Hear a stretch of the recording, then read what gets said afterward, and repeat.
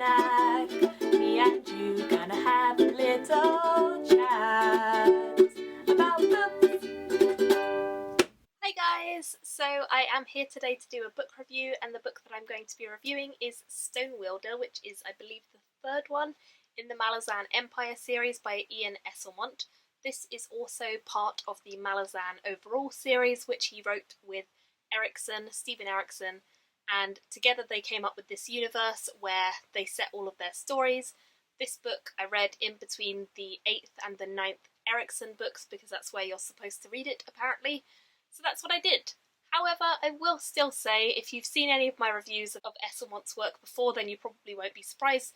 I still was not a huge fan of this one. I have not enjoyed most of Esslemont's books in the series. I just do not think that they live up to the Erikson style of writing.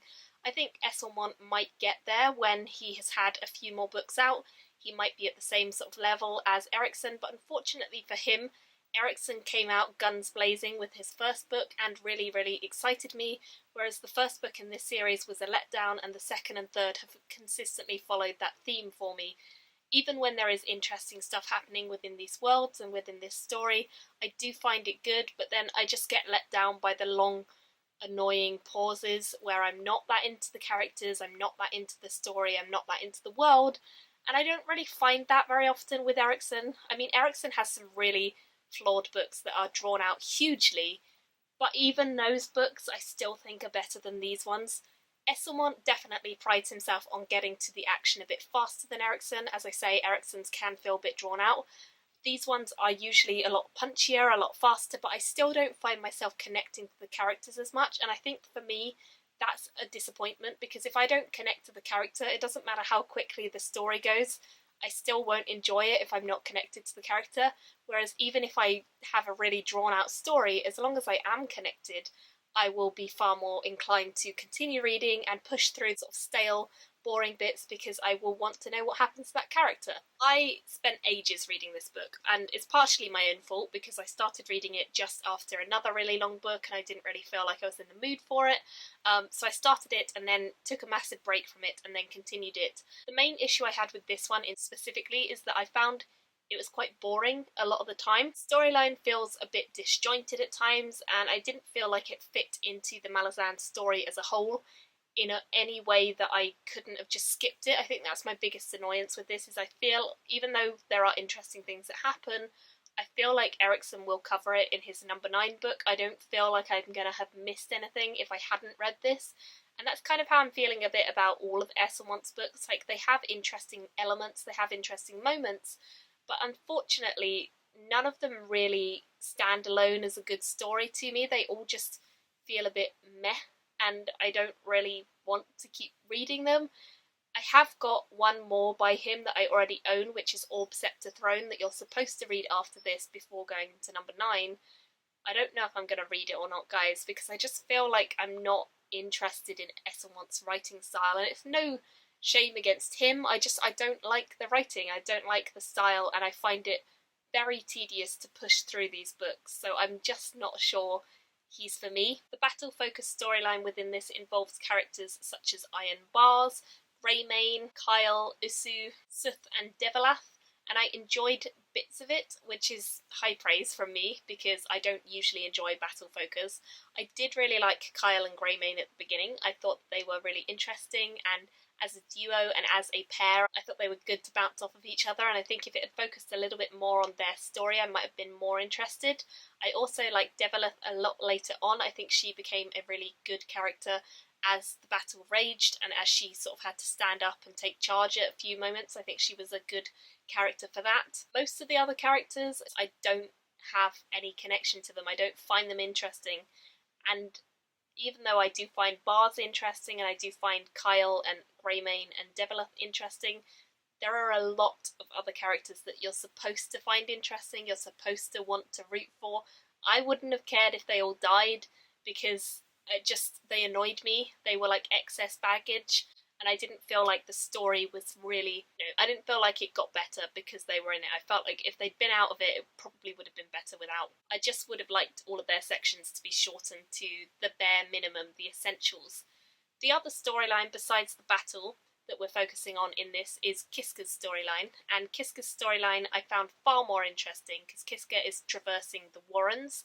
In this world, the Warrens are basically a magical realm that is produced by a god, so every sort of god or deity in this world has its own Warren, and people who use the magic of that Warren can travel in the Warrens and employ the magic of it and that sort of thing. Her plot really did not feel like part of this story. I will say the plot that she has going on, it fascinated me so much more, but it was a lot smaller than the main story of this, and it does not really link very much. Like, there are one or two moments where I'm like, oh yeah, that links, okay, but most of the story, they feel like two completely different stories. They could have been two completely different books.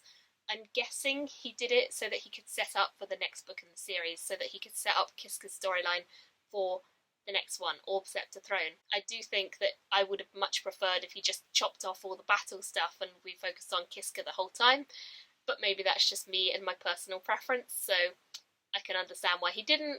That's fine. But for me, she was far more interesting, and although her storyline felt a bit tacked on to the rest, it was better by far. Again, in this book, we get mention of the crippled or fallen god and the lady, who are both very interesting characters who have been sort of becoming more and more present in the series as a whole, and I don't want to say too much about them, but obviously you can guess that they're causing a lot of ruckus and problems, and people aren't really sure whether they're good or bad, or, well, I mean, by this point we have an idea of what they might be, but I'm not going to tell you. They're very powerful, very influential people, and they have a lot of followers by this point of the series. Definitely stuff is changing.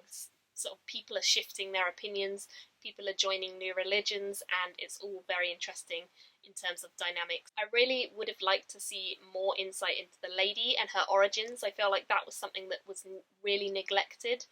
Although we know a bit more about the crippled god because of reading Erikson's series, I don't think Esslemont has really explained it to the level that he should have. I also feel like the lady is just really minimalist. Like, we get mention of how cool she is and how awesome and badass and how many people are following her. We don't really get much mention of where she comes from, what her motives are, that sort of thing.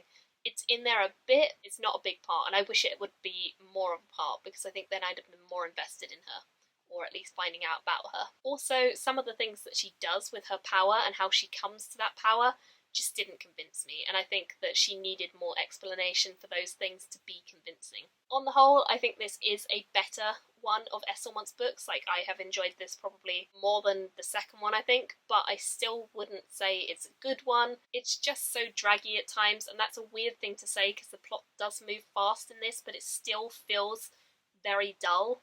And I think that's the biggest thing, is like, even though the plot is moving quite fast, it's a dull plot, and so it's never going to interest me that much. I think as the story goes on, I can just feel myself becoming less interested in the characters and more disconnected, which is never something you want to feel.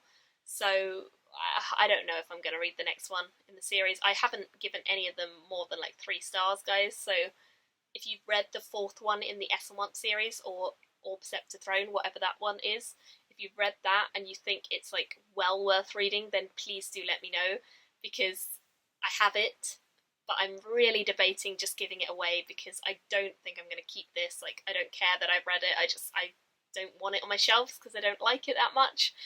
So, I don't know, I just feel like it's not my thing, not my series, not my writer, and unfortunately I've read them because I've been told that you should read them to get more out of your Malazan experience.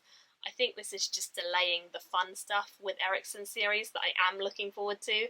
So I think I'm just going to head back into Erikson's unless some of you guys fully convince me that the Orb Scepter Throne one is better. I ended up giving this one a 2 out of 5 stars overall. It was okay, there were some decent moments. That's all I can really say positively. If it had been more focused on the people I liked, maybe I would have given it higher. But overall, this just isn't my kind of book, and I'm just finding it really a struggle to get through these Esslemont books, so I would not recommend them to anyone, even if you're reading the Malazan series. Still wouldn't really hugely recommend them. So sadly, not my thing. Let me know your thoughts down below. Thank you all for watching, and I will see you all in my next video. Bye! Thank you for watching my video today. Go pick up a book, then come back and chat with me again.